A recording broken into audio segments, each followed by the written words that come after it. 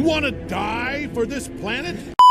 Dragon Ball Z is home to several enemies who've given the likes of Goku a run for his money. However, there's no one quite like the Emperor of the Universe Frieza, the first major villain in the series, and someone who had a significant impact on Goku. Serving as the catalyst for the legendary Super Saiyan's rebirth, Frieza is still an active villain in the Dragon Ball Super manga and is currently being hyped up as the endgame antagonist. I thought it'd be kind of fitting to put him up against Battle Beast, someone who has also conquered thousands of worlds and whose very name trembles entire galactic empires. As of now, Battle Beast doesn't have a whole lot to show for in the TV series, other than beating the bricks out of Invincible and the New Guardians, so we'll obviously be looking into the comics, which this series is based off of. Both of these characters being planet-conquering titans makes this an extremely fitting idea, especially with the whole Bardock versus Omni-Man debate circulating the internet at the moment. Starting with Frieza, we can easily scale him up to planetary level, as he was shown blowing up planet Vegeta with a death ball. The mass of planet Vegeta, which has 10 times Earth's gravity, is approximately 5.986 times 10 to the 24 joules.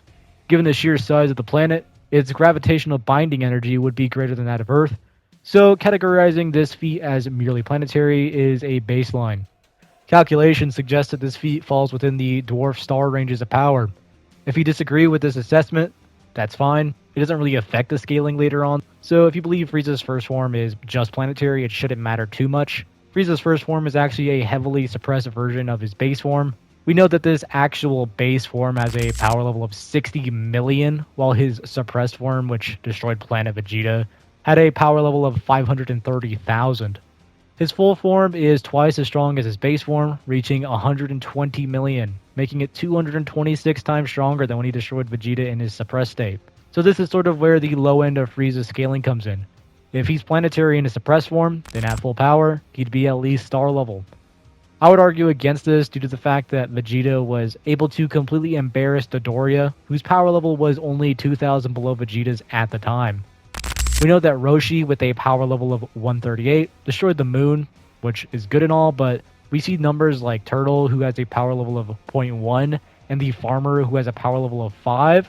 On top of this, Goku had a power level of 10 at the beginning of the show, yet he clearly appears much stronger than the Farmer, so he would have to be more than just twice as powerful. The fact that a power level of 138 is basically the baseline with Moonbusters would mean that an average human with a power level of 5 has a 28th of the power needed to destroy the moon, which would make no sense at all. So power levels up to a certain point aren't linear, so Frieza being 226 times stronger in his full power form over his suppressed form isn't exactly in terms of his actual power, but more so in reference to his actual power level, which are not equal. In the anime, Namek's explosion not only destroys the planet, but is also shown engulfing a cluster of stars in that small portion of the galaxy. Frieza is on the planet when it explodes, and despite being cut in half, he survives the blast. Calx placed this feat in the multi-solar system ranges, which he is able to narrowly survive. Realistically, he should probably be hitting solar system tiers of power, because the amp only applies to his actual power level, and it is applied at a much higher rate since power levels are not linear. Meaning we can actually easily scale Frieza into those solar system ranges of power. As for speed, we can actually scale Frieza to the blast that engulfed the stars during Namek's explosion.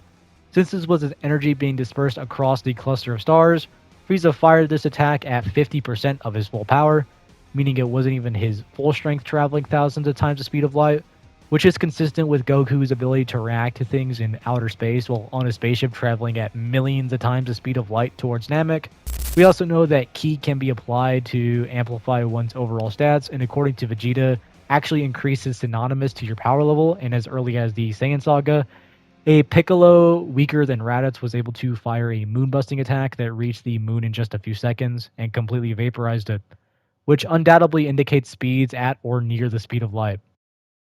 During the war between our heroes and the Viltrumites, one of the top-tier Viltrumites named Conquest should easily scale above characters like Thoth, who can drain the life energy from people and has been shown to completely deteriorate life across planets. Omnipotus, whose dimension was drained of energy during this time here, has become stronger than ever, and there is an argument for him potentially reaching those solar system ranges of power. However, this should be taken with a huge grain of salt, as it claims this is achievable only over time and at his absolute peak.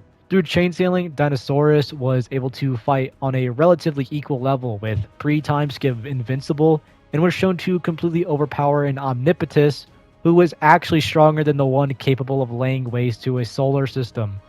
This is somewhat supported by Brit being absorbed by the aforementioned Planet Eater, Thoth, who is actually shocked by the amount of energy Brit possesses. Thoth is a character who has absorbed energy from entire planets. While this probably doesn't directly entail that level of power, it likely supports continental to planetary scaling.